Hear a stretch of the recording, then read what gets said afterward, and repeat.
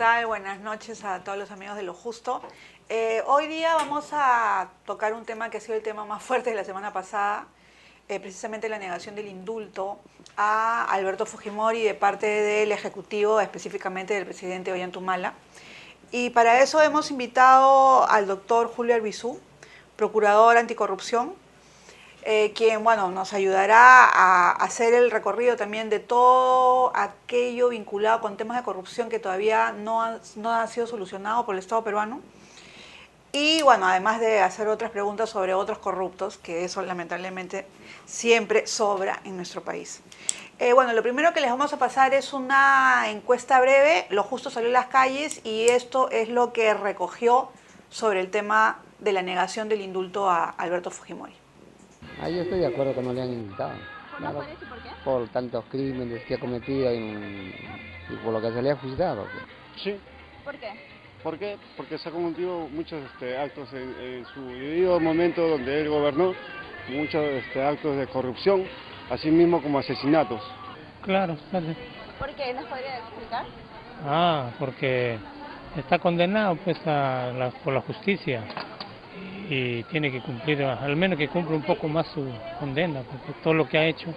¿Qué delitos recuerda que haya hecho Fujimori? Todo lo que pasó con la cantuta, los barrios altos, los campesinos de la sierra, todo lo que los entierros que se han encontrado, todo eso, imagínese.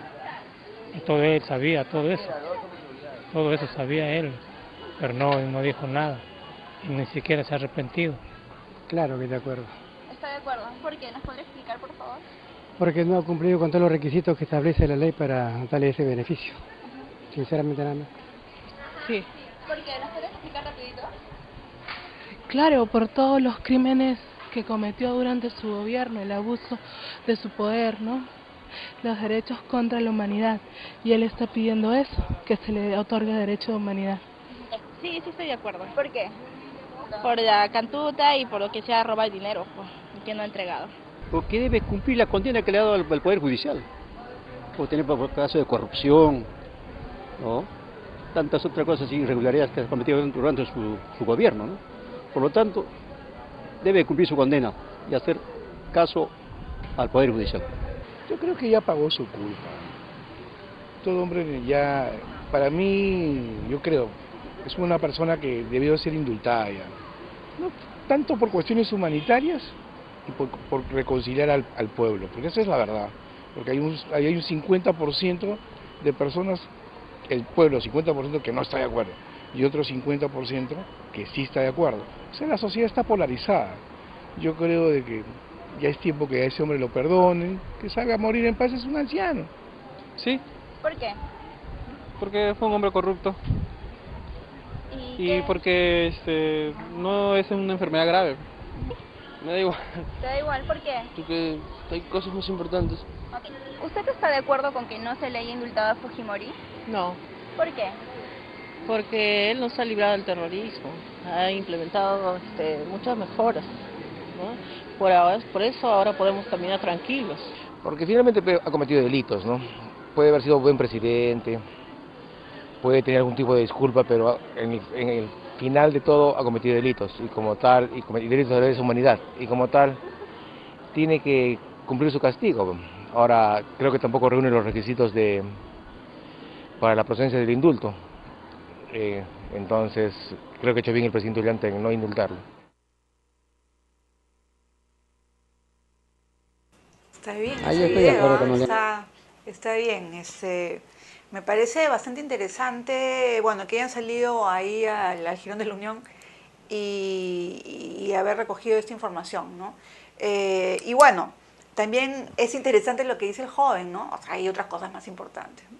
O sea, simplemente pasa el indulto, ¿no? Y es el más jovencito que ha sido entrevistado, ¿no? Para preguntar sobre estos temas, pero primero quería, Julio, preguntarte sobre tu opinión de las opiniones de la gente en la calle, ahí en el centro de Lima. No sé qué te merece. No, muy interesantes. Creo que varias de ellas condensan varios temas. Entre ellos, por ejemplo, hay una gran verdad en una de estas opiniones que sostiene que el indulto o la concesión del indulto hubiera digamos, se hubiera opuesto a una condena producto de un proceso penal contra el señor Fujimori, impuesto por un poder judicial independiente, diferente del poder judicial de los 90, con las garantías del debido proceso. Un segundo tema que tiene que ver con los requisitos que no habría cumplido, que no cumplió definitivamente la solicitud o los solicitantes al momento de la petición. Y uno tercero, lo que tú decías, es decir, sí, pues quizá, y quizás sea un momento de coincidir en esto, hoy esto es un asunto del pasado, ¿no? Ya el indulto se negó sobre la base del incumplimiento de requisitos necesarios, y bueno, y lo que viene es totalmente distinto, ¿no?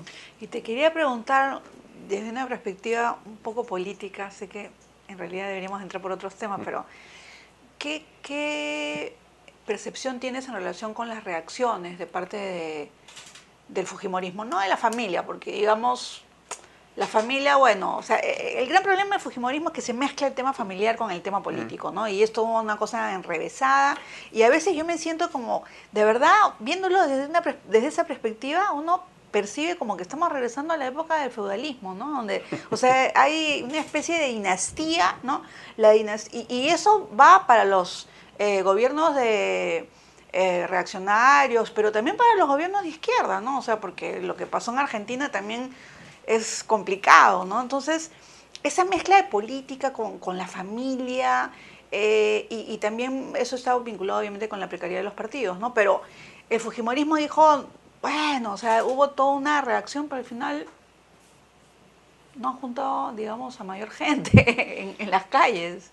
Es verdad, y es, bueno, la reflexión que haces es creo, la reflexión que hacemos algunos en torno a que, ya lo decía Weber, el concepto del poder, ¿no? Cómo ese poder pues va generando la voluntad de algunas personas de extender el poder a través de sus descendientes y de lograr circunstancias favorables para el futuro también, las circunstancias favorables a esos gobernantes.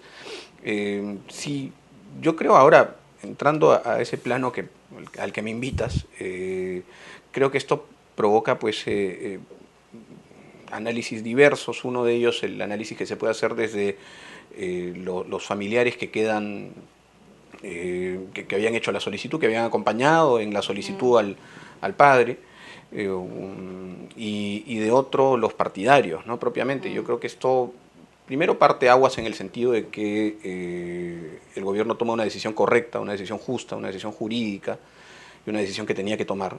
Claro, además que es inapelable, ¿no? Porque, o sea, no puedes presentar, digamos, una apelación en ninguna instancia nacional ni internacional, ¿no? A eso iba justamente, porque en la medida en que esta es una decisión inapelable jurídicamente, por lo menos en el fuero interno, porque esto he escuchado que una de las posibilidades que baraja el fujimorismo es acudir a las instancias supranacionales, cosa que me parece una paradoja nefasta, ¿no? Pero también sería, bueno, pueden acudir, ¿no? Tiene, pero exacto, todo, lo que hay que partir de la premisa, admitido, digamos, sí, pero sin duda, pero sí habría que partir de la premisa de que cualquier ciudadano que sí, una vez que se haya agotado la vía interna, pues puede solicitar a la comisión que vea su caso, ¿no? Y invocando alguna violación de derechos fundamentales. Yo no sé cuál en este caso, pero... Es que el gran problema es que es una gracia, que también eso tiene sus bemoles, ¿no? O sea, que los indultos sean una gracia presidencial, porque está como vinculado con esa idea de que el rey, ¿no? daba las gracias. Exacto,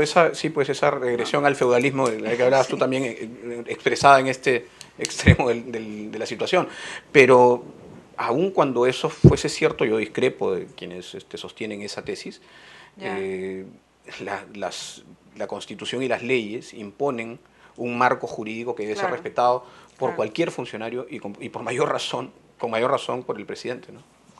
Claro, bueno, entonces, yendo, digamos, hablando de los sucesores, hay un tema que es ya de tu, muy específico de lo que estás abocado ahora, y es el tema de las cuentas, ¿no? De las cuentas del fujimorismo. Y yo quería preguntarte sobre la deuda del fujimorismo, ¿no? Bueno, del fujimontesinismo, digamos, y y bueno, lo robado, ¿no? Porque generalmente cuando se habla de cifras, o sea, son unas cifras tan altas para nosotros, Sí. los seres humanos que tenemos, digamos, unos sueldos mensuales, que casi no se conciben, ¿no? O sea, es como 3.500, una cosa así. Entonces, pero eso, ¿cómo se puede graficar, digamos, haciendo alguna comparación? O sea, porque, por ejemplo, lo que se dice es que no se ha encontrado ningún bien inmueble de Alberto Fujimori ni de sus hijos. Y entonces,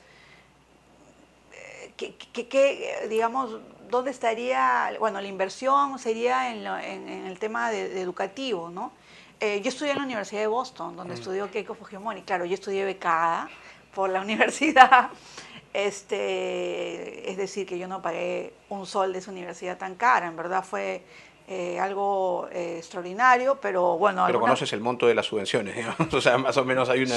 O sea, lo que se paga aproximadamente al semestre eran $45.000, ¿no? Al semestre, o sea, incluyendo los dorms, ¿no? Porque ella lo que estudió fue el pregrado, yo estudié el posgrado y nosotros no teníamos los dormitorios estos, ¿no? Y eso era lo que yo pagaba. Y es más, o sea, cuando yo terminé, me gané una beca de una institución, de una fundación, y entonces me vine a Lima a hacer mi tesis. Y sin llevar un solo curso, tenía que pagar. Y claro, primero pedí una extensión y lo que se tenía que pagar eran como $8.000 sin llevar un solo curso. O sea, solamente para estar matriculado. Entonces es una universidad carísima. Claro, y en este caso son 4 personas, ¿no? Bueno, los 2 mayores habían estudiado en esa universidad y creo que los otros 2 no sé en dónde. En ¿no? otras universidades. Claro, pero bueno, que son... Sobre eso, de hecho, muy poca gente recuerda algo que a mí me parece trascendental, y es que en la investigación que hace la Fiscalía de la Nación por enriquecimiento ilícito contra estas personas, hablo de la señora Fujimori y sus hermanos, investigación que se archiva finalmente por la Fiscalía de la Nación, se sostiene, sin embargo, que no hay forma de justificar estos gastos en relación a los ingresos que podían tener estas personas. Es decir, se señala que hay una posibilidad cierta de que este dinero hubiera sido producto de delitos contra la administración pública, pero la imposibilidad de imputarles el delito a estas personas consiste, en primer lugar, en que no hay un autor, porque Fujimori no pudo ser imputado del delito de enriquecimiento ilícito, porque Chile no admite la figura del enriquecimiento ilícito, y para la ampliación de la extradición se requiere doble incriminación, que supone que los tipos penales sean no similares, sino idénticos en Chile y en Perú, de un lado, y de otro, lo sostiene así la disposición fiscal, que no existe certeza de un acuerdo previo entre los hijos y el presunto autor. O sea, claro, sobre eso podemos discrepar. Finalmente, lo que sostiene la disposición no es que aquí no hay desbalance alguno. Es más, dice que sí hay desbalance. De un lado, solo que, que ellos no pueden ser imputados del delito, 1. Y 2, dice algo más, que en todo caso, esa evidencia podría corresponder con la imputación hacia la señora Fujimori y sus hermanos del delito de receptación, que no es otra cosa que el aprovechamiento de un delito previo, ¿no? Pero que ese delito ya habría prescrito, lo dice la misma disposición fiscal, y por lo tanto no hay posibilidad de seguir con la investigación. Esto es sumamente importante, porque en primer lugar lo que revela es que hay desbalance, claro, y segundo que si no se investiga más es porque esto ya prescribió, es decir, porque pasó el tiempo y eso benefició a estas personas. Pero no hay una declaración de inocencia o la conclusión de que efectivamente aquí no hubo ningún aprovechamiento de la función pública, por el contrario, ¿no? Y una consulta, se nos está pasando el tiempo demasiado rápido, pero me acordaba de un personaje que es uno de los más corruptos según el libro de la época, según el libro de Alfonso Quirós, y es Joy Wei, o Joy Wei, ¿no? Que estuvo además muy involucrado con el tema de las medicinas Sí. y todo lo demás. Pero, o sea, en un listado que hay de niveles de corrupción, o sea, digamos, las cantidades que se le imputan a Huawei eran increíbles, ¿no? Y se pudo conseguir, digamos, traer esas cantidades de dinero, o sea, ¿dónde está? Bueno, actualmente, a la fecha, desde el 2001 o 2000, en que empieza, digamos, se instaura el subsistema anticorrupción, se ha podido repatriar de cuentas en el extranjero cerca de 200 millones de dólares. Ya. Hay dinero de Huawei, hay dinero de Venero, hay dinero de Montesinos, hay dinero de De distintas Venero. personas que abrieron cuentas en el extranjero a su nombre o a nombre de testaferros. Y las investigaciones en ese momento y ahora mismo dieron lugar a la repatriación de este dinero. En el caso de Huawei tiene una deuda inmensa todavía con el Estado. Hay que separar dos cosas, ¿no? Porque muchas veces se confunde el dinero producto del delito, ¿no es cierto? O los bienes objeto del delito, Con quiere la decir, indemnización. bienes ilícitos, Claro. exacto. O sea, una cosa son los bienes ilícitos que tienen que retornar a la titularidad original, Claro. que es del Estado, Pero además tienen que pagar. Pues. pero además de eso, tiene que pagar una indemnización. ¿Por qué? Porque la indemnización supone retornar de alguna manera, aunque sea simbólicamente, al estado anterior de la comisión del delito, es decir, de la Claro. fechoría de estos sujetos que dilapidan el patrimonio del Estado. Esos son dos planos distintos. Cuando repatriamos dinero ilícito. Cuando requerimos el pago de la reparación civil, vamos incluso por el patrimonio que estas personas amasaron desde que tenían 18 años y trabajaban legalmente, ¿no? Y una última, ya la última, sí, la del estribo. Él hemos leído una noticia sobre la subasta de bienes decomisados. ¿Qué sucedería? O sea, entiendo perfectamente que eso es una forma también de ingreso al erario público, pero ¿qué es lo que va a suceder más bien con los bienes que no van a poder ser repatriados, con los montos me refiero? ¿Y cuánto dinero es lo que todavía no se ha podido recuperar? Interesante. Sobre este es dinero ilícito, para empezar, o sea, partamos de esa premisa, dinero ilícito que debería retornar al Estado. Hoy tenemos cerca de, yo diría que casi 40 millones de dólares en el extranjero, congelados desde hace más o menos entre 8 y 10 años. Fíjate, Rocío, cuando yo asumí la gestión, una de las primeras cosas que me tocó, a las que me tocó asistir con espanto, es la declaración de un funcionario de Luxemburgo que me dijo: usted es un funcionario del Ministerio de Justicia peruano. Bueno, yo no entiendo qué les pasa a ustedes, porque ustedes tienen hace 10 años congelados 8 millones de dólares en un banco de Luxemburgo, y esos 8 millones de dólares son de Vladimiro Montesinos. Y Vladimiro Montesinos, a través de un tercero, ha pedido la liquidación de sus cuentas y está preguntando cuánto tiene ahora con los intereses, cuánto ha ganado. Por supuesto, lo que hicimos fue, yo no tenía ni una semana en el cargo, pero regresé, verificamos que efectivamente habían pasado 10 años desde que se congelaron esas cuentas. 2 cuentas que sumaban efectivamente 8 millones de dólares y que a la fecha deben ser más o menos 15 con los intereses, que conseguimos finalmente, que vía además un asunto interno, es decir, faltaba todavía litigar parte del proceso en sede judicial interna para poder requerir a Luxemburgo. Ya lo hicimos y ese dinero debería estar viniendo ojalá en los próximos meses, pero a ese nivel llegamos. Hay además de eso otros 30 millones de dólares en Suiza, dinero de Venero, de Testaferros Montesinos, de traficantes de armas rusos y de otras personas relacionadas con la mafia de Fujimori y Montesinos. Dinero que también yo estoy comprometido a recuperar para el Estado. Bueno, muchas gracias, Julio, por darnos toda esa información. Y bueno, es bien importante, o sea, por supuesto nosotros desde la perspectiva de los derechos humanos siempre ponemos mucho énfasis en el tema de las sanciones a Fujimori desde esa perspectiva, pero hay que pensar que el otro lado de la violación de derechos humanos es la corrupción. Y que en nuestro país, bueno, este libro de Alfonso Quiroz, que es alucinante y extraordinario, una de las cosas que dice es que el último gobierno menos corrupto fue el de Billinghurst en 1913, hace 100 años. O sea, tenemos 100 años de corrupción en nuestro país y es una vergüenza y somos excesivamente tolerantes a eso. Y bueno, te felicito porque es bien difícil y sé que te han atracado mucho. Y bueno, es un tema en el que uno tiene que salir adelante y otra cosa es que también uno tiene que ser súper honesto.